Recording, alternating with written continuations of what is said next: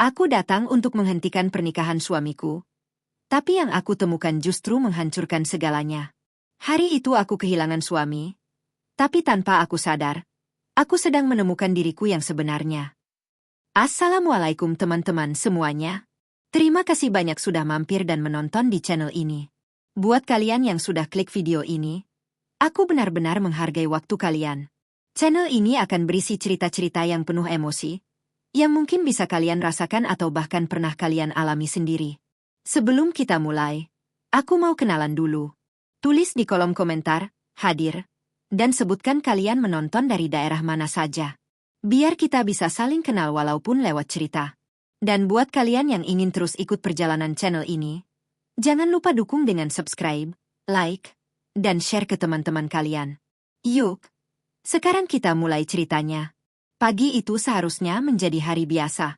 Aku bangun seperti biasa, menyiapkan sarapan, merapikan rumah, dan memastikan semuanya berjalan seperti rutinitas yang sudah kulakukan selama bertahun-tahun. 10 tahun pernikahan membuat segalanya terasa otomatis. Aku tahu kapan suamiku bangun, kapan dia minum kopi, bahkan cara dia menghela napas saat lelah. Namanya Arman. Suami yang selama ini kupercaya sepenuh hati. Atau, setidaknya itu yang kupikirkan. Aku berangkat dulu ya, katanya sambil meraih kunci mobil. Aku tersenyum. Iya, hati-hati di jalan. Dia sempat mencium keningku. Hangat. Seperti biasa. Tidak ada yang aneh. Tidak ada tanda apapun. Sampai akhirnya, semuanya berubah. Siang itu, ponselku berdering. Nomor tidak dikenal. Awalnya aku ragu untuk mengangkat. Tapi entah kenapa, hatiku terasa tidak tenang. Aku akhirnya menjawab. Halo. Beberapa detik hening. Lalu suara perempuan di seberang terdengar pelan. Kamu istrinya Arman? Ya. Jantungku langsung berdegup kencang. Iya. Siapa ini? Dia tidak langsung menjawab. Hanya menarik napas. Aku nggak kenal kamu. Tapi aku cuma mau bilang, suamimu sekarang lagi menikah. Dunia seakan berhenti. Apa? Suaraku bergetar. Dia lagi di sebuah gedung. Nikah sama perempuan lain. Tanganku langsung dingin. Ini nggak lucu. Kataku mencoba menenangkan diri. Aku juga nggak mau ikut campur. Tapi aku kasihan sama kamu.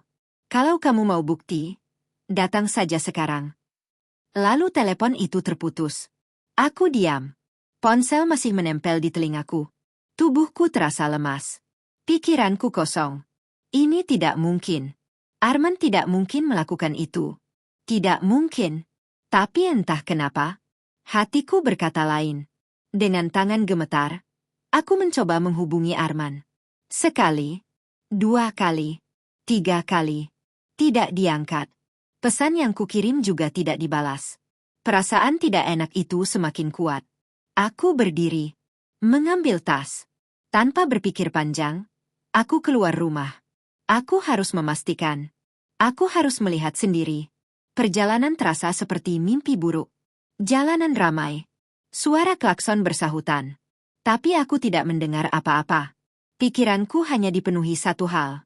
Bagaimana jika itu benar? Bagaimana jika selama ini aku hanya hidup dalam kebohongan? Tanganku menggenggam setir dengan erat. Air mataku mulai jatuh. Tidak, tidak mungkin. Bisikku berulang kali. Seolah mencoba meyakinkan diriku sendiri. Setelah hampir 1 jam, aku sampai di lokasi yang disebutkan. Sebuah gedung sederhana, tapi ramai. Ada tenda, kursi-kursi, dan dekorasi pernikahan. Jantungku seakan berhenti. Aku turun dari mobil dengan langkah pelan. Kakiku terasa berat. Setiap langkah terasa seperti mimpi buruk yang menjadi nyata. Suara musik terdengar samar. Orang-orang terlihat bahagia. Tertawa. Mengobrol. Seolah ini hari yang penuh kebahagiaan. Bukan kehancuran. Aku berjalan mendekat. Dan di sanalah aku melihatnya. Arman. Suamiku. Berdiri di depan. Memakai jas rapi. Dengan senyum di wajahnya. Di sampingnya, seorang perempuan. Cantik. Berpakaian pengantin. Tangannya digenggam oleh Arman. Aku terdiam. Dunia runtuh dalam sekejap. Napas terasa sesak. Air mataku mengalir tanpa bisa dihentikan. Ini bukan mimpi. Ini nyata. Suamiku menikah lagi, tanpa sepengetahuanku, tanpa izinku, tanpa rasa bersalah. Tiba-tiba, seseorang menyadari kehadiranku. Beberapa orang mulai berbisik, menatap ke arahku. Suasana berubah perlahan. Tegang. Semua mata tertuju padaku. Dan di momen itu, Arman menoleh. Tatapan kami bertemu. Wajahnya langsung berubah. Pucat. Terkejut. Takut. Dan untuk pertama kalinya, aku melihat sesuatu yang belum pernah kulihat sebelumnya. Rasa bersalah. Aku melangkah maju. 1 langkah. 2 langkah. Semua orang terdiam. Tidak ada yang berani bicara. Sampai akhirnya, aku berdiri tepat di depan mereka. Menatap Arman. Menatap perempuan itu. Lalu dengan suara bergetar, tapi penuh luka, aku berkata, "Ini maksudnya apa?" Suasana mendadak membeku. Tidak ada suara. Tidak ada gerakan. Semua mata tertuju pada kami. Aku berdiri di sana, dengan hati yang hancur, tapi kaki yang tetap tegak. Arman menatapku dengan wajah pucat. Bibirnya bergetar. "Kak, kamu, ngapain di sini?" Katanya terbata. Aku tertawa kecil. Tawa yang bahkan terdengar asing di telingaku sendiri. Harusnya aku yang tanya itu. Jawabku pelan, tapi tajam. "Ini apa?" Tanganku menunjuk ke arah dekorasi pernikahan. Ke arah perempuan di sampingnya. Ke arah semua orang yang menjadi saksi pengkhianatan ini. Perempuan itu terlihat gelisah. Dia menggenggam tangan Arman lebih erat. Seolah takut kehilangannya. Atau takut aku merebutnya kembali. Ironis. Dia bahkan tidak tahu. Aku tidak datang untuk merebut. Aku datang untuk memastikan. Dan sekarang, aku sudah mendapatkan jawabannya. "Dengar dulu, aku bisa jelasin." Arman mencoba mendekat. Aku langsung mundur 1 langkah. "Jangan sentuh aku." Suaraku dingin. Bergetar, tapi tegas. Semua orang terdiam. Beberapa mulai berbisik. Aku bisa merasakan tatapan mereka. Ada yang penasaran. Ada yang iba. Dan ada juga yang hanya ingin menonton drama ini sampai selesai. "Aku cuma mau 1 jawaban," kataku sambil menatap Arman dalam-dalam. "Kamu menikah lagi?" Dia terdiam.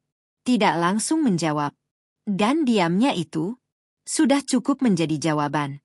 Air mataku jatuh lagi. Tapi kali ini, aku tidak mengusapnya. Biarkan semua orang melihat. Biarkan mereka tahu. Ini adalah luka yang nyata. "Iya." 1 kata itu akhirnya keluar dari mulutnya. Pelan. Tapi menghancurkan. Aku mengangguk pelan. Seolah sudah siap. Padahal, tidak ada satupun manusia yang siap dikhianati seperti ini. "Sejak kapan?" Tanyaku lagi. Arman menghela napas. "Beberapa bulan." Aku tersenyum pahit. "Beberapa bulan?" Ulangku. "Dan selama itu kamu pulang ke rumah, tidur di sampingku, pura-pura jadi suami yang baik." Dia tidak menjawab. Perempuan di sampingnya akhirnya bicara. "Kak, tolong jangan seperti ini di depan umum." Aku langsung menoleh. Menatapnya tajam. "Kamu diam." Suaraku rendah, tapi penuh tekanan. Dia langsung terdiam. Wajahnya pucat. Aku kembali menatap Arman. "Kenapa?" Tanyaku. Pertanyaan paling sederhana, tapi paling sulit dijawab. "Karena aku bosan." Lanjutku. "Karena aku kurang? Atau karena kamu memang tidak pernah benar-benar menghargai aku?" Arman menggeleng cepat. "Bukan gitu." "Lalu apa?" Potongku. Suasana semakin tegang. Semua orang menahan napas. Menunggu jawabannya. Arman menunduk. Seperti orang yang akhirnya tidak punya alasan lagi untuk bersembunyi. "Aku jatuh cinta lagi." Kalimat itu menusuk lebih dalam dari apapun. Aku terdiam. Beberapa detik. Mencoba mencerna. Mencoba menerima. Tapi tidak bisa. "Jadi selama ini, aku apa?" Tanyaku pelan. 10 tahun kita bersama, itu apa buat kamu?" Dia tidak menjawab. Dan sekali lagi, diamnya lebih menyakitkan dari kata-kata. Aku tertawa kecil. Pahit. Sangat pahit. Luar biasa, bisikku. Aku melihat sekeliling. Semua orang masih menonton. Seolah ini tontonan gratis. Padahal ini adalah kehancuran hidup seseorang. Hidupku. Aku menarik napas dalam. Lalu berkata dengan suara yang lebih tenang. Kenapa kamu nggak bilang? Arman menatapku. Aku takut. Aku mengangguk. Tapi kamu nggak takut nyakitin aku seperti ini? Dia terdiam. Sekali lagi. Selalu diam. Seolah diam bisa menyelesaikan semuanya. Aku melangkah lebih dekat. Menatapnya tepat di mata. Dengar ya, Arman. Suaraku pelan. Tapi setiap kata terasa berat. Aku bukan perempuan yang akan bertahan di tempat aku tidak dihargai. Air mataku jatuh lagi. Tapi aku tetap berdiri tegak. Kalau kamu memang memilih dia. Aku melirik perempuan itu sekilas. Maka kamu juga harus siap kehilangan aku. Arman terlihat panik. Jangan seperti ini. Tapi aku sudah menggeleng. Tidak. Ini bukan aku yang seperti ini. Ini kamu yang memulai semua ini. Aku mundur satu langkah. Menatap mereka berdua. Sekali lagi. Untuk terakhir kalinya. Sebagai seorang istri. Selamat ya.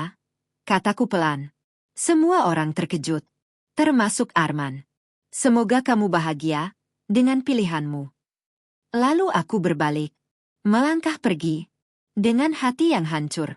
Tapi harga diri yang masih utuh. Dan di dalam hati, aku berjanji satu hal.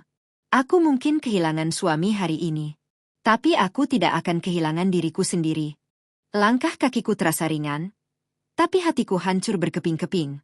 Aku keluar dari gedung itu tanpa menoleh lagi. Suara musik pernikahan masih terdengar samar di belakangku. Tawa. Ucapan selamat. Semua terasa seperti ejekan. Seolah dunia sedang merayakan kebahagiaan seseorang di atas kehancuran orang lain. Aku. Begitu sampai di mobil, aku langsung duduk diam. Tanganku masih gemetar. Napas terasa sesak. Aku mencoba menyalakan mesin, tapi tidak bisa. Air mataku akhirnya pecah. Tangisku keluar tanpa bisa ditahan. Keras. Sakit. 10 tahun. 10 tahun pernikahan hancur dalam satu hari. Tanpa peringatan. Tanpa penjelasan yang layak. Tanpa rasa bersalah yang cukup. Aku tidak tahu berapa lama aku menangis di dalam mobil. Waktu terasa berhenti. Sampai akhirnya, ponselku berdering. Nama Arman muncul di layar. Aku menatapnya beberapa detik. Lalu, aku matikan. Beberapa detik kemudian, dia menelepon lagi. Aku tetap tidak mengangkat. Pesan masuk bertubi-tubi. Aku bisa jelasin. Maaf. Tolong angkat. Aku tertawa kecil di antara tangis. Maaf? Setelah semua yang dia lakukan, kata itu terasa sangat kecil. Sangat tidak berarti. Akhirnya aku menyalakan mobil. Tidak tahu harus kemana.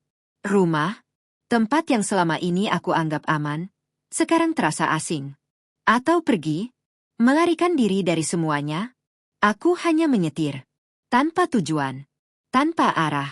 Sampai akhirnya, aku berhenti di satu tempat. Rumah orang tuaku. Tempat yang sudah lama tidak aku datangi.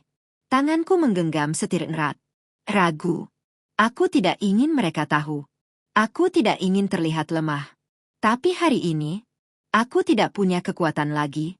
Aku turun dari mobil. Langkahku pelan. Setiap langkah terasa berat. Begitu sampai di depan pintu. Aku mengetuk. Beberapa detik kemudian, pintu terbuka. Ibuku berdiri di sana. Wajahnya langsung berubah saat melihatku. Rina? Katanya kaget. Aku tidak bisa bicara. Air mataku langsung jatuh lagi. Ibu?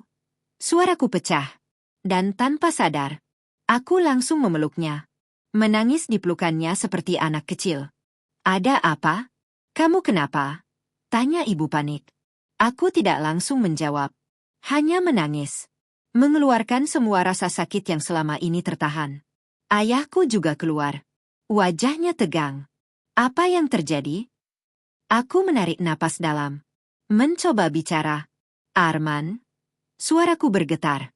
Dia menikah lagi. Hening. Suasana langsung berubah. Wajah ibu pucat. Ayahku mengepalkan tangan. Apa? Suaranya berat. Aku mengangguk pelan. Air mataku terus mengalir. Dia nikah, tanpa bilang apa-apa ke aku. Ibu langsung memelukku lebih erat. Ya Allah, sabar ya, nak. Ayahku berjalan mondar-mandir. Jelas menahan amarah. Kurang ajar, gumamnya. Malam itu, aku tinggal di rumah orang tuaku. Aku tidak pulang. Tidak ingin kembali ke tempat yang sekarang terasa penuh kebohongan. Aku duduk di kamar lama. Tempat di mana dulu aku bermimpi tentang kehidupan yang bahagia. Tentang pernikahan yang penuh cinta. Ironis, semua itu sekarang hancur. Ponselku terus berdering. Nama Arman muncul lagi. Dan lagi. Dan lagi. Aku akhirnya mengangkatnya. Rina, tolong dengar aku. Apalagi yang mau kamu jelasin? Potongku dingin. Ini nggak seperti yang kamu pikir. Aku tertawa kecil. Serius? Aku lihat sendiri kamu nikah. Kamu mau jelasin apa lagi? Dia terdiam. Beberapa detik. Aku masih sayang kamu, katanya pelan.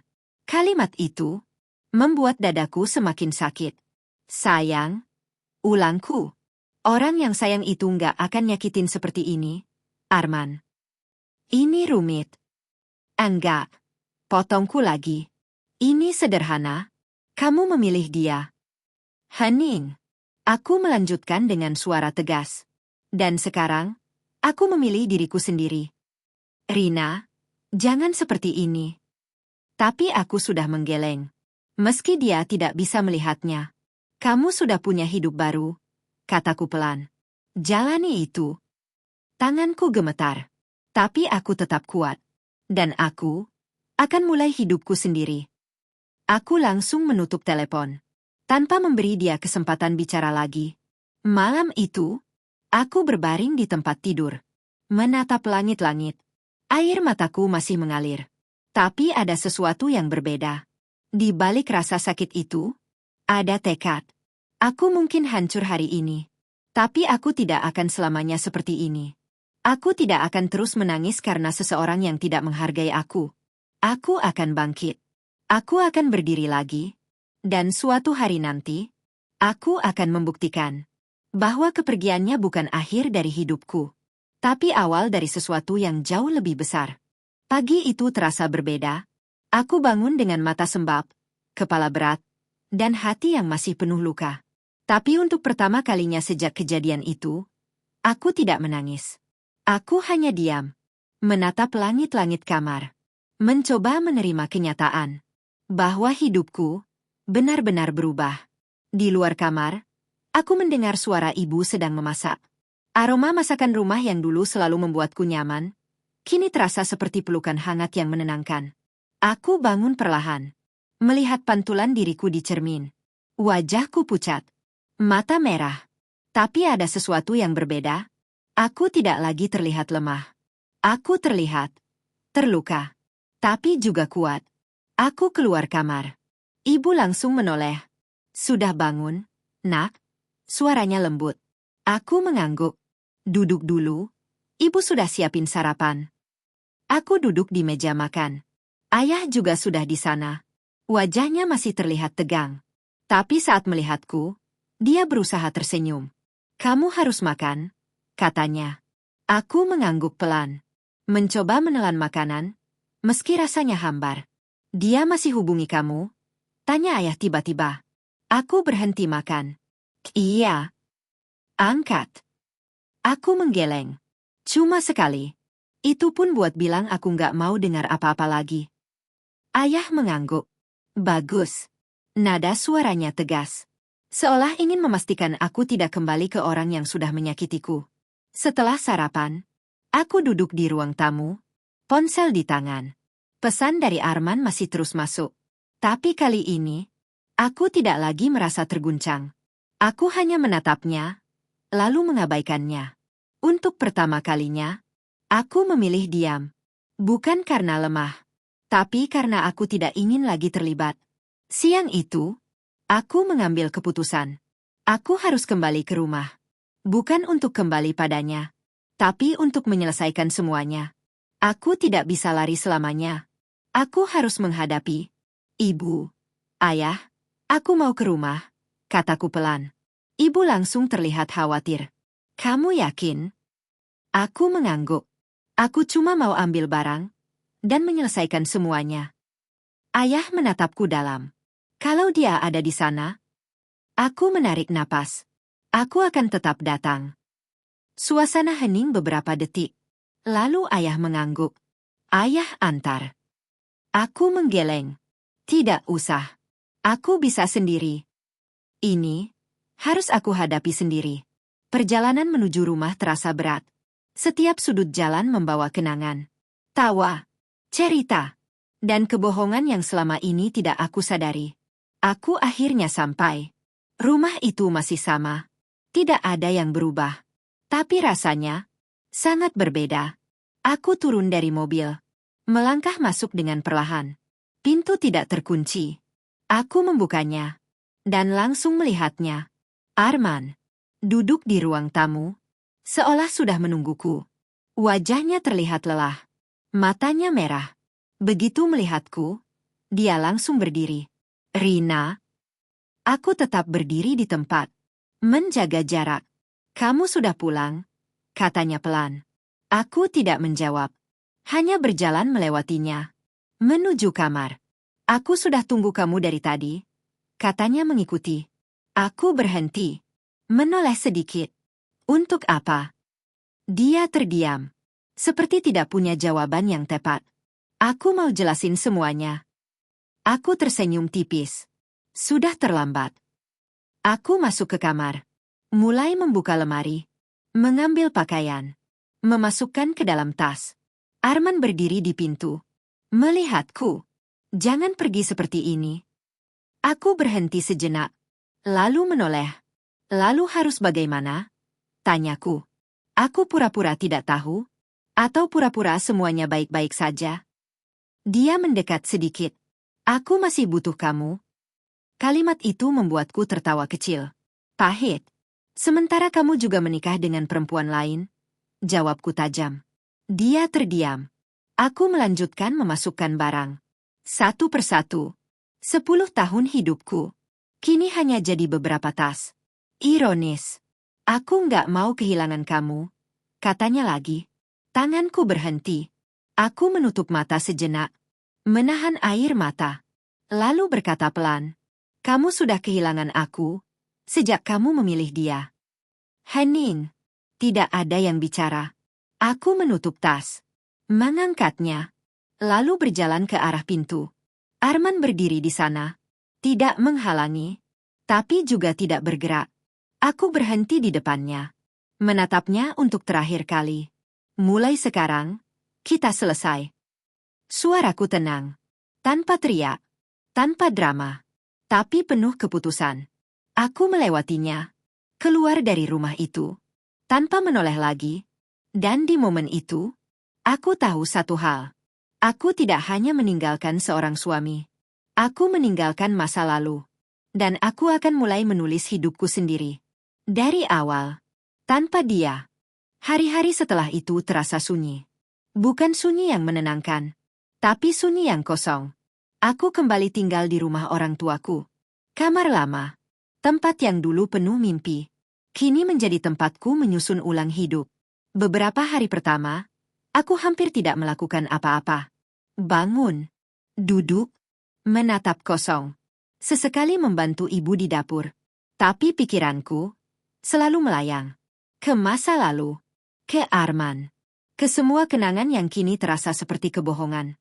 Rina, kamu nggak bisa terus seperti ini, kata ibu suatu sore. Aku menoleh.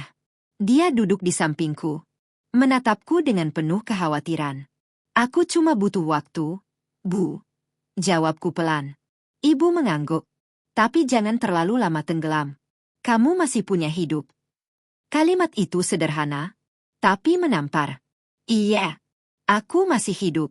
Dan hidupku tidak berhenti hanya karena seseorang mengkhianatiku. Malam itu, Aku duduk sendiri di kamar. Membuka ponsel. Melihat foto-foto lama. Aku dan Arman. Tersenyum. Bahagia. Atau terlihat bahagia. Tanganku gemetar. Lalu, satu persatu aku hapus. Air mataku jatuh. Tapi aku tidak berhenti. Ini bukan hanya tentang menghapus foto. Ini tentang melepaskan. Keesokan harinya, aku bangun lebih pagi. Untuk pertama kalinya, aku merasa sedikit lebih ringan. Tidak sepenuhnya sembuh. Tapi, mulai bangkit. Aku berdiri di depan cermin. Menatap diriku sendiri. Cukup. Bisikku pelan. Aku tidak akan terus menjadi korban. Aku harus bergerak. Aku mulai mencari sesuatu untuk dilakukan.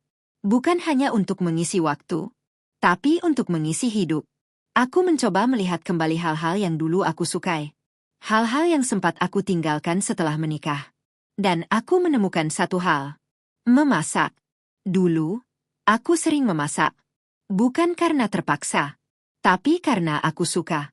Aku senang melihat orang menikmati masakanku. Tapi selama ini, aku hanya melakukannya sebagai istri. Bukan sebagai diriku sendiri. Aku masuk ke dapur. Membuka lemari. Melihat bahan-bahan sederhana. Dan mulai memasak. Tanpa beban. Tanpa tekanan. Hanya aku dan apa yang aku suka. Beberapa jam kemudian, masakan itu selesai. Aku menyajikannya di meja. Ibu dan ayah mencicipi. Wajah mereka langsung berubah. Enak banget, kata ibu. Aku tersenyum kecil. Serius? Ayah mengangguk. Kamu bisa jual ini? Aku terdiam. Jual? Aku tidak pernah memikirkan itu. Malam itu, kata-kata ayah terus terngiang. Kamu bisa jual ini. Apa mungkin?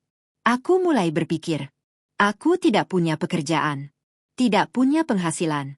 Dan aku tidak ingin terus bergantung pada orang tuaku. Mungkin ini bisa jadi awal. Keesokan harinya, aku memberanikan diri. Aku memasak lagi. Kali ini lebih banyak. Aku mencoba menawarkan ke tetangga.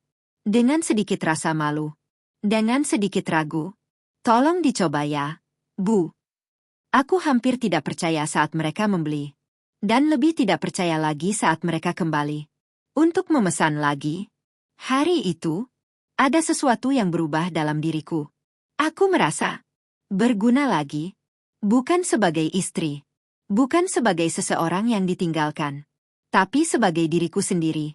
Beberapa hari kemudian, pesanan mulai bertambah. Tidak banyak. Tapi cukup. Cukup untuk membuatku tersenyum lagi. Cukup untuk membuatku bangun pagi dengan tujuan. Suatu malam, aku duduk di kamar. Menghitung uang hasil jualan. Tidak besar. Tapi ini hasil usahaku sendiri. Aku tersenyum. Untuk pertama kalinya setelah semua kejadian itu, aku merasa bangga pada diriku sendiri. Di tengah semua itu, ponselku bergetar. Nama Arman muncul lagi. Aku menatapnya. Beberapa detik. Lalu, aku meletakkan ponsel itu. Tidak menjawab. Tidak lagi. Karena sekarang, aku sudah punya sesuatu yang lebih penting untuk dipikirkan. Diriku sendiri. Dan masa depanku. Aku mungkin pernah hancur. Tapi aku tidak akan selamanya seperti itu. Dari dapur kecil ini, aku akan bangkit. Dan suatu hari nanti, aku akan membuktikan bahwa kepergiannya bukan akhir dariku, tapi awal dari versi terbaik diriku. Hari-hari berlalu, dan hidupku perlahan mulai berubah arah. Dari dapur kecil di rumah orang tuaku, sesuatu mulai tumbuh. Awalnya hanya beberapa pesanan dari tetangga. Lalu bertambah. Dari mulut ke mulut. Dari satu orang ke orang lain. Tanpa aku sadari, namaku mulai dikenal. Pagi itu, aku bangun dengan semangat yang berbeda. Bukan lagi karena harus, tapi karena ingin. Aku langsung menuju dapur. Menyiapkan bahan. Memasak dengan penuh fokus. Setiap gerakan terasa lebih hidup. Setiap aroma masakan terasa seperti harapan.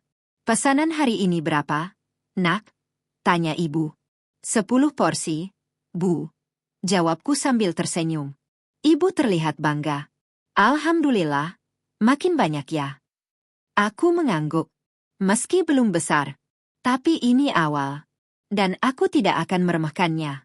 Beberapa hari kemudian, pesanan meningkat lagi. 15, 20, bahkan pernah mencapai 30 porsi dalam sehari. Aku mulai kewalahan. Tapi juga bahagia. Kayaknya kamu butuh bantuan, kata ibu suatu siang. Aku terdiam. Memang benar. Aku mulai kelelahan. Tidak mungkin terus seperti ini sendirian. Akhirnya, aku meminta bantuan Bu Sari, tetangga yang sudah aku kenal lama. Dia setuju. Dengan senyum hangat. Sejak saat itu, aku tidak lagi sendiri. Dapur kecil itu mulai terasa lebih hidup. Ada suara tawa, obrolan ringan, dan kerjasama. Aku mulai belajar membagi tugas, mengatur waktu, dan mempercayai orang lain. Hal yang dulu tidak pernah aku bayangkan. Suatu sore, aku duduk sambil mengecek pesanan di ponsel. Tiba-tiba, sebuah pesan masuk. Dari nomor yang tidak aku kenal. Halo, apakah ini Rina? Saya dapat rekomendasi dari teman. Mau pesan untuk acara kecil. Aku tersenyum. Boleh, Kak. Untuk berapa porsi? 50 porsi. Aku langsung terdiam. Jantungku berdegup kencang. 50? Itu pesanan terbesar sejauh ini. Aku menelan ludah. Lalu mengetik dengan hati-hati. Bisa, Kak. Malam itu, aku tidak bisa tidur. Bukan karena sedih, tapi karena gugup. Takut tidak sanggup. Takut mengecewakan. Tapi juga semangat. Ini kesempatan. Kesempatan untuk berkembang. Keesokan harinya, aku dan Bu Sari mulai persiapan. Belanja bahan lebih banyak dari biasanya. Menyusun rencana. Mengatur waktu. Semua dilakukan dengan penuh hati-hati. Aku tidak ingin gagal. Hari H pun tiba. Kami memasak sejak pagi buta. Dapur terasa panas. Penuh aktivitas. Tapi aku menikmati setiap detiknya. Meski lelah, aku merasa hidup. Beberapa jam kemudian, semua selesai. 50 porsi siap dikirim. Aku menatap semuanya dengan perasaan campur aduk. Bangga, takut, harap. Saat pesanan itu diambil, aku hanya bisa berdoa dalam hati. Semoga mereka suka. Beberapa jam berlalu, ponselku berbunyi. Pesan masuk dari pelanggan tadi. Tanganku sedikit gemetar saat membukanya. Masakannya enak banget. Semua puas. Nanti kita pesan lagi ya. Aku menutup mulutku. Hampir tidak percaya. Air mataku jatuh. Tapi kali ini, air mata bahagia. Ibu. Aku berlari ke dapur. Mereka suka. Ibu langsung tersenyum. Alhamdulillah. Bu Sari juga ikut tersenyum lebar. Rezeki kamu memang lagi dibuka, Bu. Aku mengangguk. Dalam hati, aku tahu ini bukan hanya soal rezeki. Ini tentang perjuangan. Tentang tidak menyerah. Malam itu, aku duduk sendiri di kamar. Menghela napas panjang. Perjalanan ini tidak mudah. Aku memulainya dari titik terendah. Dikhianati. Ditinggalkan. Dihancurkan. Tapi sekarang, aku mulai berdiri lagi. Perlahan. Pasti. Ponselku kembali bergetar. Nama Arman muncul. Aku menatapnya. Tidak ada lagi rasa sakit yang sama. Hanya kenangan. Dan sedikit luka yang belum sepenuhnya sembuh. Tapi aku tidak menjawab. Aku tidak lagi menoleh ke belakang. Karena sekarang, aku sedang berjalan ke depan. Menuju sesuatu yang lebih baik. Dari dapur kecil ini, aku tidak hanya memasak makanan. Aku sedang membangun hidupku kembali. Dan suatu hari nanti, aku akan membuat semua orang melihat bahwa aku tidak hancur. Aku hanya berubah menjadi lebih kuat. Pesanan demi pesanan terus berdatangan. Apa yang dulu hanya dapur kecil, kini mulai terasa seperti sebuah usaha yang nyata. Aku tidak lagi sekadar memasak. Aku mulai membangun sesuatu. Setiap pagi, aktivitas dimulai lebih awal. Aku dan Bu Sari sudah sibuk sejak matahari belum sepenuhnya terbit. Memotong bahan, menyiapkan bumbu, memasak dalam jumlah yang semakin besar. Dapur terasa sempit, tapi penuh semangat. Bu, pesanan hari ini ada berapa? Tanya Bu Sari. Aku melihat catatan di ponsel.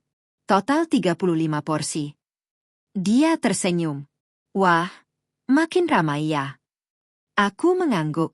Dalam hati, aku masih sering tidak percaya. Semua ini terjadi begitu cepat. Beberapa pelanggan mulai memberikan testimoni. Mereka memposting makanan buatanku di media sosial. Memberi ulasan positif. Dan tanpa aku sadari, nama, masakan Rina, mulai dikenal lebih luas. Pesanan tidak hanya dari sekitar rumah, tapi juga dari luar lingkungan. Suatu siang, aku duduk sebentar untuk istirahat. Tanganku terasa pegal. Tubuhku lelah. Tapi hatiku penuh. Aku membuka ponsel. Melihat foto-foto masakan yang diunggah pelanggan. Komentar-komentar positif. Dan aku tersenyum. Ini bukan lagi sekadar usaha kecil. Ini sudah menjadi sesuatu yang lebih besar dari yang aku bayangkan. Namun, di balik semua itu, ada tantangan baru. Aku mulai kesulitan mengatur waktu. Kadang pesanan menumpuk. Kadang bahan habis tiba-tiba. Kadang aku kelelahan. Dan hampir menyerah. Suatu hari, aku hampir membuat kesalahan besar. Pesanan terlambat. Pelanggan menunggu. Aku panik. Gimana ini, Bu? Kata Bu Sari. Aku menarik napas dalam. Mencoba tetap tenang. Kita selesaikan satu-satu. Kami bekerja lebih cepat. Lebih fokus. Dan akhirnya, pesanan tetap terkirim. Meski hampir terlambat. Malamnya, aku duduk sendiri. Merenung. Aku sadar. Aku tidak bisa terus seperti ini. Kalau aku ingin berkembang, aku harus berubah. Lebih teratur. Lebih profesional. Keesokan harinya, aku mulai membuat catatan. Menyusun jadwal. Mengatur pesanan dengan lebih rapi. Membuat daftar belanja. Semua aku tulis. Semua aku atur. Aku tidak ingin lagi bekerja dengan cara asal. Perubahan itu mulai terasa. Semuanya jadi lebih terarah. Lebih tenang. Aku tidak lagi panik seperti sebelumnya. Di tengah semua itu, satu hal yang tidak berubah. Arman.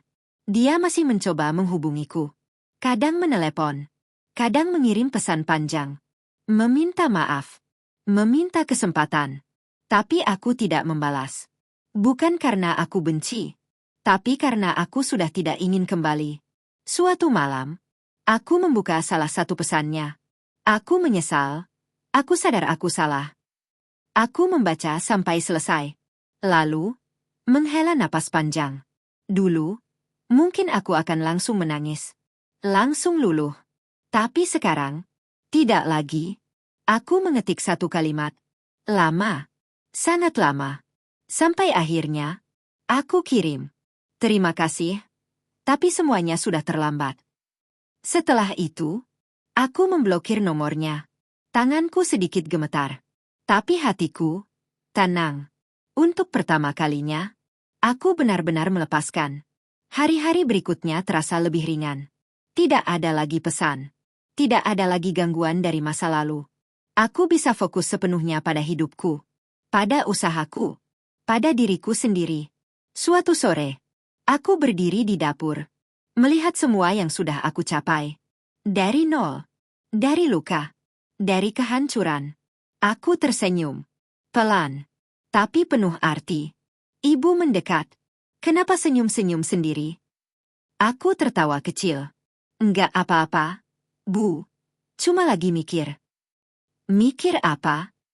Aku menatap dapur itu. Mikir. Ternyata aku bisa ya.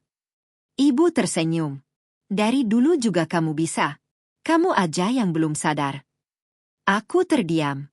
Kata-kata itu sederhana, tapi benar.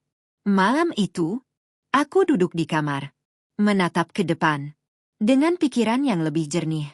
Aku tidak lagi melihat masa lalu. Aku melihat masa depan. Dan aku tahu satu hal. Ini baru awal. Masih banyak yang bisa aku capai. Masih banyak yang bisa aku buktikan. Dari perempuan yang ditinggalkan, aku akan menjadi perempuan yang tidak bisa diremehkan. Dan suatu hari nanti, Aku akan berdiri lebih tinggi dari semua yang pernah menjatuhkanku. Perjalanan ini semakin terasa nyata. Bukan lagi sekadar bertahan hidup, tapi benar-benar berkembang. Aku mulai merasakan perubahan besar dalam hidupku. Dan kali ini, aku tidak takut. Pesanan terus meningkat. Tidak hanya dari pelanggan lama, tapi juga dari orang-orang baru yang bahkan tidak aku kenal. Mereka datang karena rekomendasi, karena rasa, karena kepercayaan. Dan itu membuatku sadar, apa yang aku bangun, mulai berdiri dengan kuat. Suatu pagi, aku duduk dengan buku catatan di tangan, menghitung pemasukan, pengeluaran, dan keuntungan. Aku terdiam.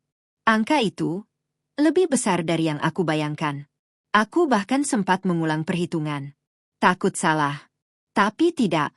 Ini nyata. Aku benar-benar menghasilkan uang dari usahaku sendiri. Ibu, panggilku pelan. Iya, nak. Aku menunjukkan catatan itu. Ibu melihatnya, lalu tersenyum bangga. Alhamdulillah, ini hasil kerja keras kamu. Aku mengangguk. Air mataku hampir jatuh.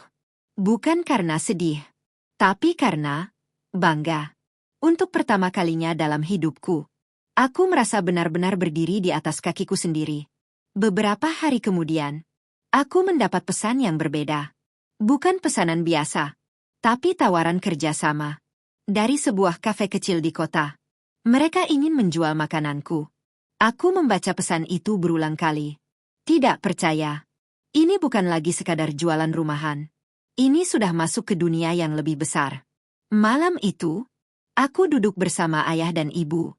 Membahas tawaran itu. Ayah, menurut ayah gimana? Ayah berpikir sejenak. Kalau kamu siap, ambil. Aku menggigit bibir. Takut gagal, ya. Ayah menatapku. Kamu sudah melewati yang lebih sulit dari ini. Aku terdiam.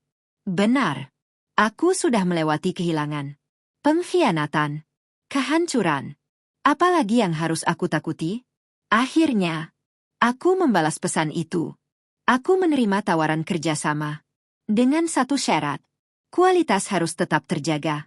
Hari pertama kerja sama terasa menegangkan. Pesanan lebih banyak. Standar lebih tinggi. Aku harus memastikan semuanya sempurna. Aku tidak ingin mengecewakan. Dapur kembali sibuk. Lebih sibuk dari sebelumnya. Aku bahkan mulai menambah satu orang lagi untuk membantu. Lina. Seorang gadis muda yang penuh semangat. Dengan tim kecil itu, aku mulai merasakan sesuatu yang baru. Aku bukan lagi hanya pekerja. Aku pemimpin. Aku harus mengatur, mengarahkan, dan memastikan semuanya berjalan dengan baik. Hari pengiriman pertama ke kafe itu tiba. Aku berdiri di depan makanan yang sudah siap, menatapnya dengan penuh harap. Semoga ini jadi langkah besar, bisikku.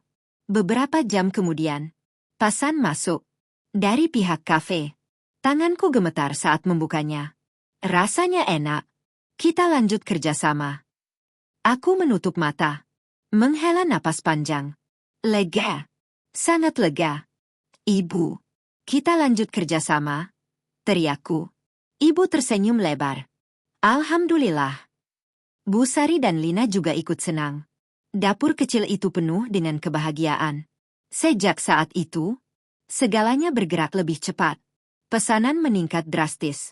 Produksi bertambah. Tanggung jawab juga semakin besar. Tapi aku tidak lagi takut. Aku mulai terbiasa. Aku mulai menikmati prosesnya. Suatu malam, aku duduk sendirian di kamar. Mengingat semua yang sudah terjadi, dari hari aku menangis di dalam mobil, sampai hari ini, di mana aku tersenyum karena keberhasilanku sendiri. Perjalanan ini luar biasa, dan aku bangga. Aku tidak lagi menunggu seseorang untuk membuatku bahagia. Aku menciptakan kebahagiaanku sendiri. Di luar sana, mungkin Arman sedang menjalani hidupnya dengan pilihannya, dan untuk pertama kalinya, aku tidak peduli, karena sekarang, aku punya hidupku sendiri, yang jauh lebih berarti. Aku tersenyum, menatap ke depan, dan berkata dalam hati, aku belum selesai. Karena aku tahu, ini baru permulaan. Dari sesuatu yang jauh lebih besar. Dari versi terbaik diriku yang sedang aku bangun, sedikit demi sedikit. Semakin tinggi aku melangkah, semakin besar pula tantangan yang harus aku hadapi. Kesuksesan kecil yang aku rasakan sekarang, ternyata membawa ujian yang tidak kalah berat. Tapi kali ini, aku tidak akan mundur. Kerjasama dengan kafe berjalan lancar di awal. Pesanan stabil. Bahkan terus meningkat. Setiap minggu, jumlahnya bertambah. Aku mulai berpikir untuk memperluas produksi. Menambah alat. Menambah tenaga. Semua terlihat seperti langkah maju. Namun, masalah datang tanpa permisi. Suatu pagi, saat aku sedang mengecek bahan di dapur, Bu Sari menghampiriku dengan wajah cemas. Bu, stok ayam kita kurang. Aku langsung menoleh. Kurang? Bukannya kemarin sudah beli banyak. Bu Sari menggeleng. Ternyata pesanan lebih banyak dari perkiraan. Jantungku langsung berdegup. Hari itu, ada pengiriman besar ke kafe. Kalau gagal, bisa jadi kerja sama ini hancur. Aku mencoba tetap tenang. Berapa yang kurang? Lumayan banyak. Bu. Aku menarik napas dalam. Berpikir cepat. Semua orang menatapku. Menunggu keputusan. Dan di momen itu, aku sadar. Aku tidak bisa panik. Aku harus bertindak. Kita cari tambahan sekarang, kataku tegas. Aku langsung mengambil tas. Pergi ke pasar. Berpacu dengan waktu. Di pasar, aku berkeliling dengan cepat. Mencari bahan yang sesuai. Tidak bisa sembarangan. Kualitas harus tetap sama. Akhirnya, aku menemukan yang aku butuhkan. Meski harus membayar lebih mahal. Tidak apa-apa. Yang penting, pesanan tidak gagal. Aku kembali ke dapur. Semua langsung bergerak. Bekerja lebih cepat. Lebih fokus. Tidak ada yang mengeluh. Tidak ada yang menyerah. Waktu terasa berjalan sangat cepat. Tapi akhirnya, semua selesai tepat waktu. Aku melihat hasilnya. Lelah. Tapi puas. Saat pesanan itu dikirim, aku hanya bisa berdiri diam. Berdoa dalam hati. Semoga semuanya berjalan lancar. Beberapa jam kemudian, pesan masuk dari pihak kafe. Tanganku sedikit gemetar saat membukanya. Pesanan sudah diterima. Terima kasih. Tetap jaga kualitasnya. Aku langsung menghela napas panjang. Lega. Kami berhasil melewati krisis pertama. Namun, masalah tidak berhenti di situ. Semakin besar usaha ini, semakin banyak yang harus aku pikirkan. Keuangan, produksi, kualitas, tim, semua harus seimbang. Suatu malam, aku duduk sendirian, membuka catatan, menghitung semuanya, dan untuk pertama kalinya, aku merasa kewalahan. Aku sanggup nggak ya? Bisikku pelan. Pintu kamar terbuka. Ibu masuk, melihat wajahku. Kamu kenapa? Aku menggeleng. Capek. Bu. Ibu duduk di sampingku. Capek itu wajar. Tapi jangan sampai kamu berhenti. Aku menatapnya. Aku takut gagal. Ibu tersenyum. Gagal itu bagian dari proses. Aku terdiam. Kata-kata itu sederhana, tapi menenangkan. Keesokan harinya, aku bangun dengan pikiran yang lebih jernih. Aku tahu, aku tidak bisa menghindari masalah. Tapi aku bisa belajar menghadapinya. Aku mulai memperbaiki sistem. Mencatat stok dengan lebih detail. Membuat jadwal produksi. Mengatur pesanan dengan lebih rapi. Aku tidak ingin lagi panik seperti kemarin. Perubahan itu mulai terasa. Semuanya lebih teratur. Lebih terkendali. Aku merasa lebih percaya diri. Di tengah semua itu, suatu hal tak terduga terjadi. Suatu sore, aku menerima pesan dari nomor yang sangat familiar. Aku terdiam saat melihatnya. Arman. Untuk pertama kalinya setelah lama, dia menghubungiku lagi. Aku dengar kamu sekarang sukses. Pesan itu singkat, tapi cukup membuatku berpikir. Aku menatap layar ponsel. Tidak langsung menjawab. Dulu, aku mungkin akan merasa bangga. Atau ingin menunjukkan semuanya padanya. Tapi sekarang, aku hanya tersenyum kecil. Aku membalas singkat. Alhamdulillah. Hanya itu. Tidak lebih. Beberapa detik kemudian, dia membalas lagi. Aku boleh ketemu kamu?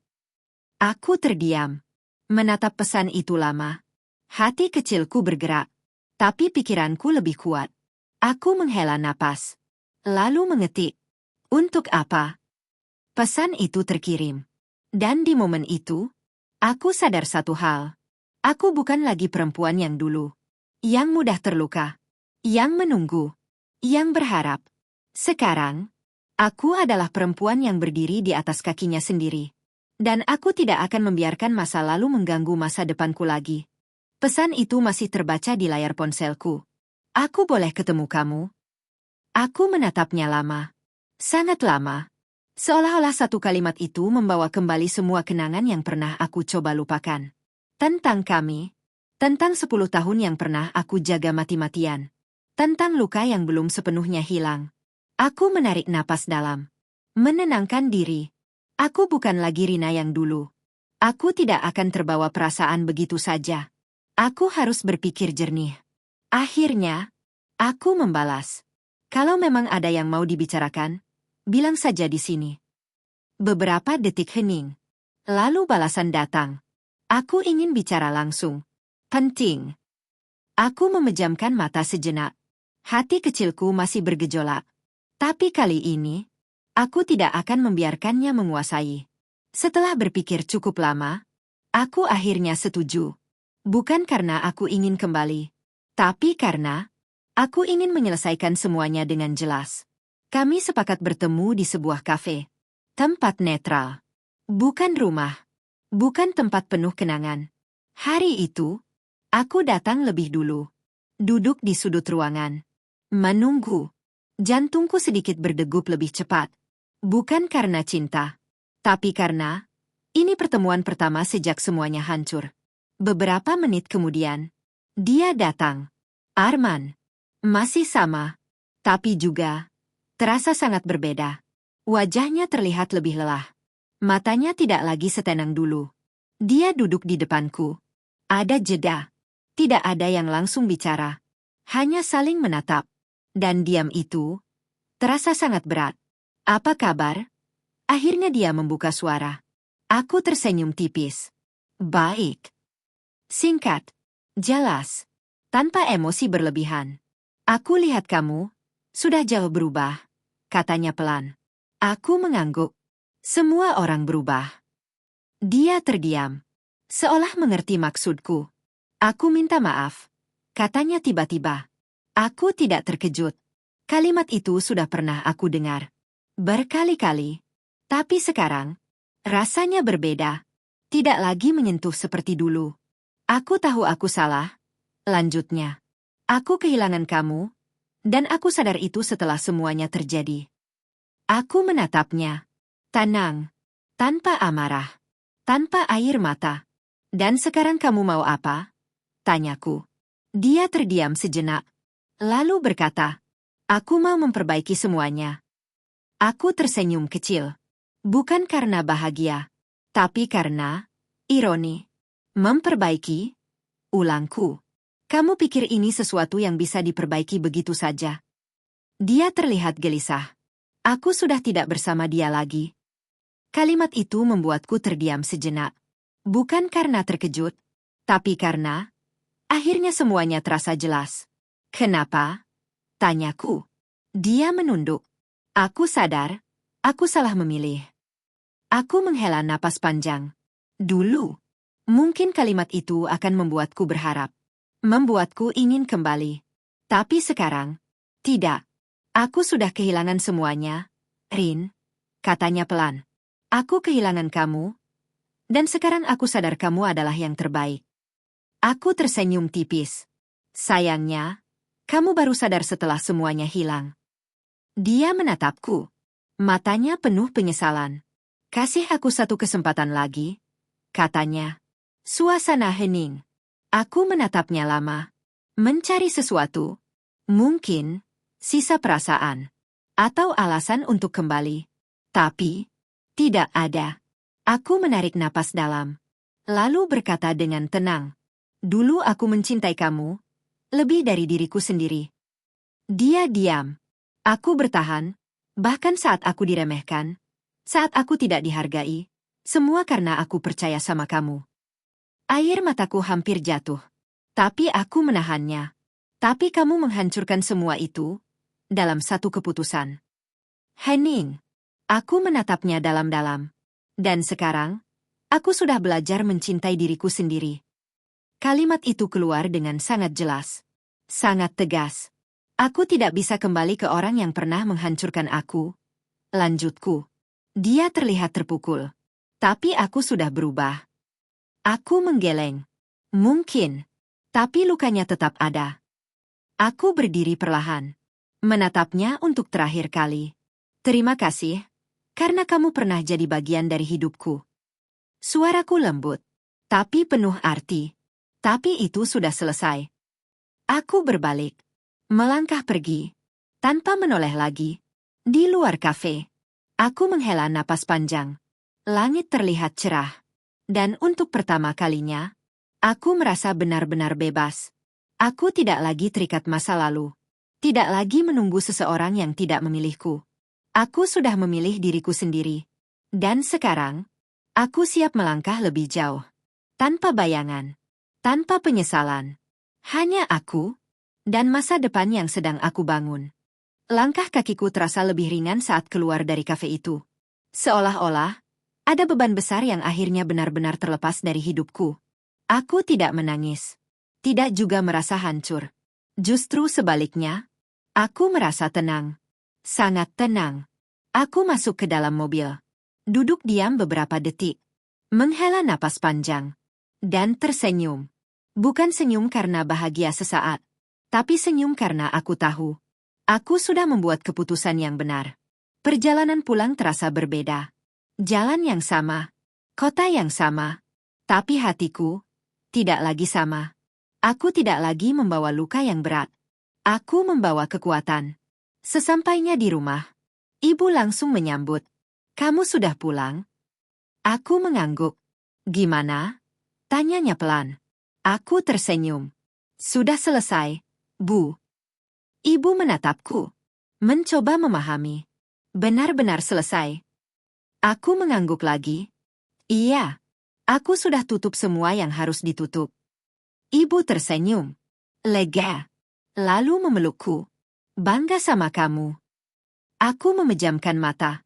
Merasakan hangatnya pelukan itu. Dan untuk pertama kalinya, aku benar-benar merasa utuh. Hari-hari berikutnya berjalan lebih cepat. Aku kembali fokus pada usahaku. Tanpa gangguan. Tanpa bayangan masa lalu. Semua terasa lebih ringan. Lebih jelas. Usahaku terus berkembang. Pesanan meningkat. Kerjasama bertambah. Aku bahkan mulai memikirkan sesuatu yang lebih besar. Membuka tempat sendiri. Bukan lagi hanya produksi di rumah. Tapi tempat yang benar-benar menjadi milikku. Suatu malam, aku duduk bersama ayah dan ibu. Membicarakan rencana itu. Aku mau buka tempat sendiri, kataku. Ayah menatapku. Sudah siap? Aku mengangguk. Insya Allah siap. Ibu tersenyum. Kami dukung. Kalimat sederhana, tapi sangat berarti. Beberapa minggu kemudian, aku mulai mencari tempat. Tidak terlalu besar, tapi cukup. Cukup untuk memulai langkah baru. Dan akhirnya, aku menemukannya. Sebuah tempat sederhana di pinggir jalan. Tidak mewah, tapi strategis. Dan yang paling penting, aku bisa melihat masa depanku di sana. Prosesnya tidak mudah. Renovasi. Persiapan, perizinan, semua membutuhkan waktu, tenaga, dan tentu saja, keberanian. Aku mengerahkan semua yang aku punya. Tabungan, tenaga, pikiran. Aku tidak ingin setengah-setengah. Kalau aku mulai, aku harus serius. Hari demi hari berlalu. Tempat itu perlahan berubah. Dari kosong, menjadi sesuatu. Menjadi mimpiku. Sampai akhirnya, hari pembukaan tiba. Aku berdiri di depan tempat itu. Dengan papan nama besar. Dapur Rina. Tanganku sedikit gemetar. Mataku berkaca-kaca. Aku tidak pernah membayangkan bahwa aku bisa sampai di titik ini. Orang-orang mulai datang. Pelanggan lama, tetangga, bahkan beberapa pelanggan baru. Suasana ramai, hangat, penuh dukungan. Aku berdiri di sana, menyambut mereka. Dengan senyum, dengan bangga. Di tengah keramaian itu, aku sempat berhenti sejenak, menatap sekeliling. Melihat semua yang sudah aku capai. Dari nol, dari luka, dari kehancuran. Air mataku jatuh. Pelan. Tapi aku tersenyum. Ibu mendekat. Mikir apa? Aku menatapnya. Mikir, kalau dulu aku nggak dihancurkan, mungkin aku nggak akan sampai di sini. Ibu tersenyum. Kadang, luka itu yang membawa kita ke tempat yang lebih baik. Aku mengangguk. Aku menatap ke depan. Ke arah orang-orang yang menikmati makananku. Ke arah masa depan yang sedang aku bangun. Dan di dalam hati, aku berkata, aku pernah jatuh. Aku pernah hancur. Aku pernah kehilangan segalanya. Tapi aku tidak berhenti. Aku bangkit. Aku berdiri. Dan sekarang, aku bukan lagi perempuan yang ditinggalkan. Aku adalah perempuan yang berhasil membangun hidupnya sendiri. Dan ini bukan akhir. Ini adalah awal dari cerita yang jauh lebih besar. Hari-hari setelah pembukaan, dapur Rina terasa seperti mimpi yang menjadi nyata. Setiap pagi, aku membuka pintu tempat itu dengan perasaan yang sama, haru, bangga, dan penuh syukur. Aroma masakan memenuhi ruangan. Suara pelanggan mulai berdatangan. Tawa, obrolan, dan kesibukan menjadi musik baru dalam hidupku. Bisnisku berkembang lebih cepat dari yang aku bayangkan. Bukan hanya karena rasa masakan, tapi karena cerita di baliknya. Orang-orang mulai mengenalku. Bukan sebagai istri yang ditinggalkan, tapi sebagai perempuan yang bangkit. Suatu siang, seorang pelanggan mendekat. Seorang perempuan muda. Wajahnya terlihat ragu. Kak, aku sering lihat cerita kakak di media sosial, katanya pelan. Aku tersenyum. Iya. Dia mengangguk. Aku juga lagi di posisi yang sulit. Tapi lihat kakak, aku jadi percaya kalau aku juga bisa bangkit. Aku terdiam sejenak. Hatiku hangat. Ternyata, perjalananku bukan hanya untuk diriku sendiri, tapi juga bisa menjadi harapan untuk orang lain. Semua orang bisa bangkit. Jawabku pelan. Asal tidak berhenti mencoba. Dia tersenyum. Dan di momen itu, aku sadar. Ini lebih dari sekadar usaha. Ini adalah perjalanan hidup. Beberapa bulan kemudian, dapur Rina semakin dikenal. Pesanan meningkat. Tim bertambah. Aku bahkan mulai merencanakan cabang kecil. Hal yang dulu terasa mustahil, sekarang menjadi nyata.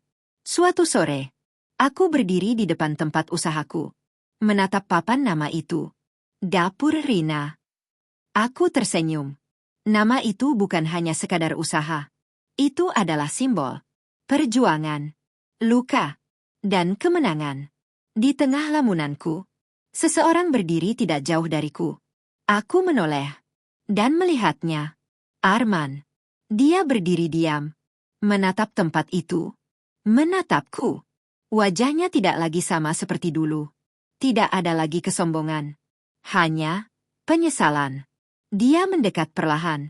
Aku tetap berdiri di tempat. Tenang. Tidak lagi bergetar. Tidak lagi terluka seperti dulu. Tempat kamu, bagus, katanya pelan. Aku mengangguk. Terima kasih. Hening sejenak. Dia terlihat ragu. Seolah ingin mengatakan sesuatu. Tapi tidak tahu harus mulai dari mana. Aku bangga sama kamu, katanya akhirnya. Aku tersenyum tipis. Terima kasih. Tidak lebih. Tidak kurang. Dia menatapku lebih lama. Dulu, aku salah besar. Aku tidak menjawab. Karena aku tidak butuh penjelasan lagi. Aku kehilangan orang terbaik dalam hidupku. Lanjutnya. Aku menarik napas pelan. Lalu berkata dengan tenang. Mungkin, kamu tidak kehilangan. Dia menatapku. Bingung. Aku hanya berhenti menunggu seseorang yang tidak pernah benar-benar memilihku. Lanjutku. Hening. Kata-kata itu sederhana. tapi cukup untuk menjelaskan segalanya. Arman menunduk, tidak berkata apa-apa lagi. Mungkin, dia akhirnya mengerti. Aku menatapnya sejenak. Bukan dengan benci. Bukan dengan cinta. Hanya, sebagai bagian dari masa lalu. Jaga diri baik-baik, kataku pelan. Lalu aku berbalik, masuk ke dalam dapur Rina. Tanpa menoleh lagi, dan di momen itu, aku tahu, cerita ini benar-benar selesai. Hidup tidak selalu berjalan sesuai harapan. Kadang orang yang paling kita percaya, justru menjadi alasan kita hancur. Aku pernah kehilangan segalanya. Kepercayaan, cinta, dan arah hidup. Tapi dari kehilangan itu, aku menemukan sesuatu yang lebih besar. Diriku sendiri. Aku belajar bahwa kebahagiaan tidak bergantung pada orang lain. Bahwa harga diri tidak bisa ditukar dengan cinta. Dan bahwa perempuan yang diremehkan hari ini bisa menjadi perempuan yang dikagumi esok hari. Ini bukan cerita tentang balas dendam. Ini tentang pembuktian bahwa aku tidak hancur. Aku hanya berubah menjadi lebih kuat, lebih berani, dan lebih berharga. Karena pada akhirnya, kesuksesan terbaik bukanlah membuat orang yang menyakitimu menyesal, tapi membuktikan bahwa kamu tidak pernah serendah yang mereka kira.